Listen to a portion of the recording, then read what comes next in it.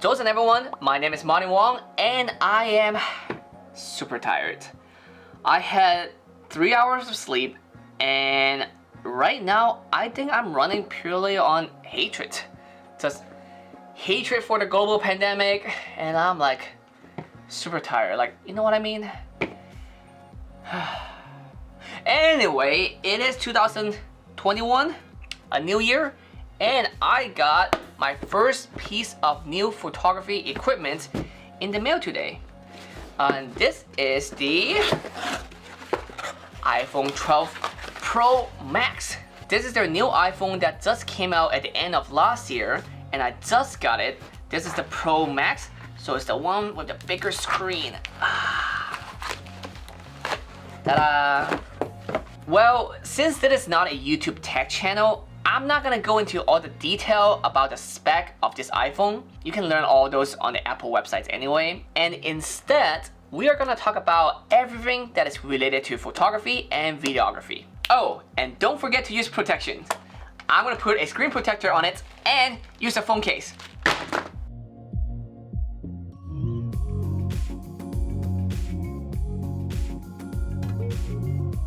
At first glance, the iPhone 12 Pro Max is actually pretty similar to the iPhone 11 Pro Max that I currently have. In fact, the camera setup is exactly the same. 3 cameras, an ultra-wide, a wide, and a telephoto lens. The iPhone 12 Pro Max has a bigger screen. It has a 6.7-inch screen and it's an all-screen OLED display. The iPhone 12 Pro Max is a little bit heavier and a little bit skinnier. It's so little of a difference, you actually won't notice at all. It is water resistant up to 6 meters for 30 minutes, which is 2 more meters than the iPhone 11 Pro Max. So you can feel a little bit safer when you're doing underwater photography and videography. Alright, now let's talk about the camera. The main camera, or the wide lens, has upgraded from f1.8 to f1.6, meaning it will do better in low light situations. The telephoto lens, however, is now at f2.2 instead of f2.0, but that's because it has a longer telephoto lens and it has slightly better optical zoom and digital zoom. The ultra-wide lens is the same on the iPhone 12 Pro Max and on the iPhone 11 Pro Max, but the software and the new A14 Bionic chip is supposed to make those wide angles photos better. Apple has introduced night mode with the iPhone 11, but now with the iPhone 12 Pro and iPhone 12 Pro Max, you can use night mode with portrait mode, meaning you can take better selfie at night, especially with the new LiDAR scanner that comes with the phone. The new iPhone 12 Pro and the iPhone 12 Pro Max also come with Smart HDR3. What it does is that it uses machine learning to adjust different parts of the photo. So let's say the part that is like way too bright, it will not be overexposed anymore, and parts that are too dark will not be underexposed. Now let's move on to videos. This time, Apple has introduced 2 new major features.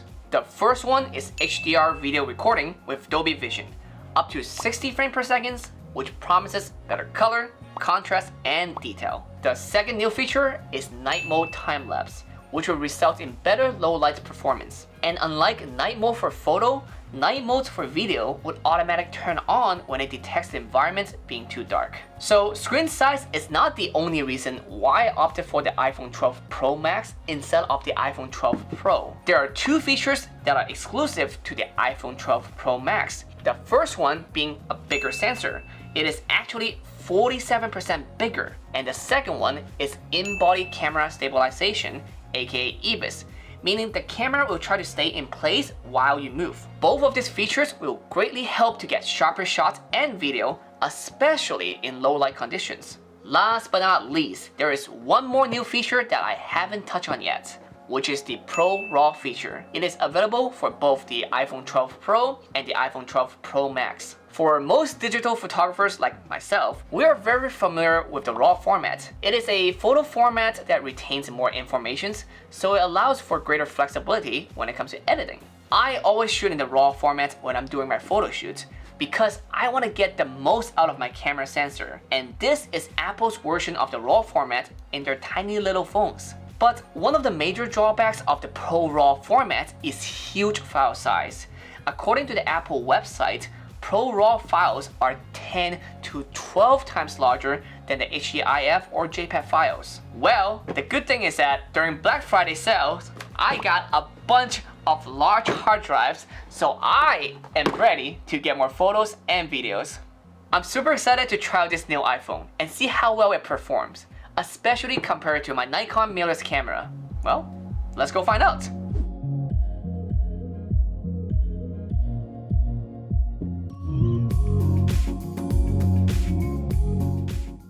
Alright, so now I'm in the city at night. I want to see how well this iPhone 12 Pro Max do in low light settings. So what I'm going to do is play it against this Nikon Z7, the 35mm f1.8, which is the closest to the main camera that is on the iPhone 12, which is 26mm. Let's see how it goes.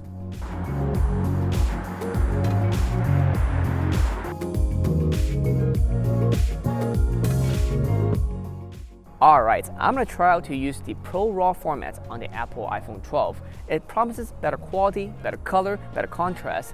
It's just going to be a bigger file size, but I'm sure it's going to be worth it.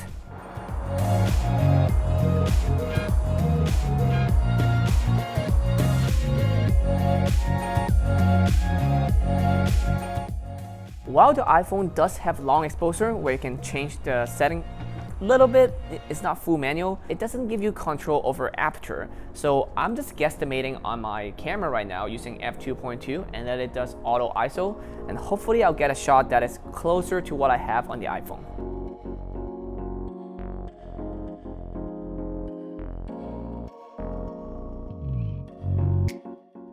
Okay, I'm kind of impressed. Like, I just got some photos here right in downtown at this museum. And I know it doesn't seem like it from where you're seeing, but it's actually super dark here. The great thing about having an iPhone is that not only you got a great camera, I can also look at the picture instantly back on this giant beautiful screen. And I gotta say, I am very impressed. There's so much detail in this shot. I think I'm in love. This is great.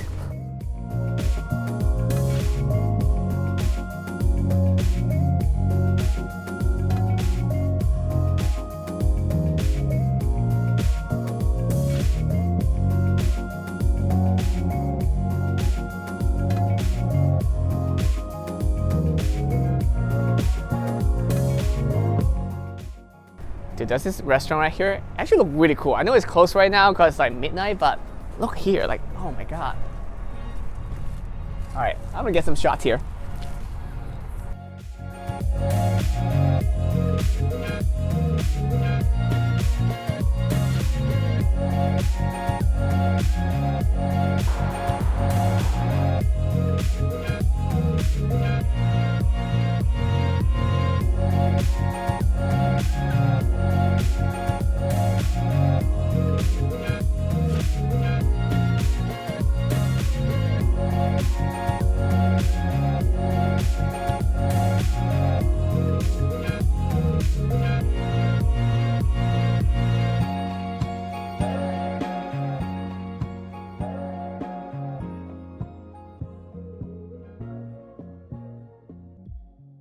So the shot that I'm getting here is actually a really good test of the camera because we have extreme bright light and also extreme darkness. The environment is very dark, but those lights on the rail are super bright. So with this, we can check out how good the Smart HDR3 on the iPhone is performing.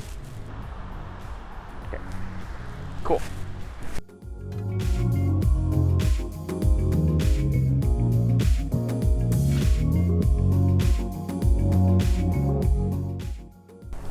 Alright, I think I got all the shot that I need, so let's head out.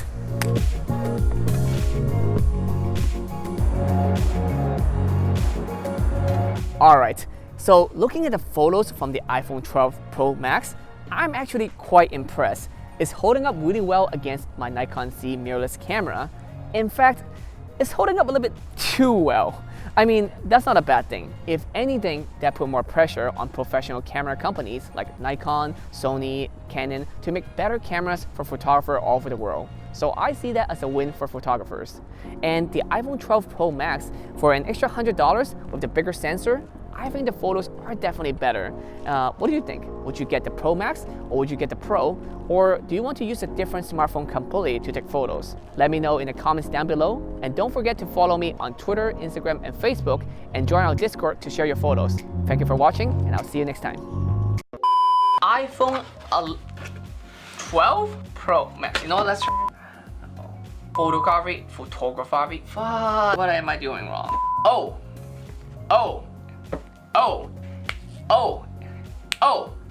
and don't forget to use. Don't forget to use and don't forget to use protection, kids. 11.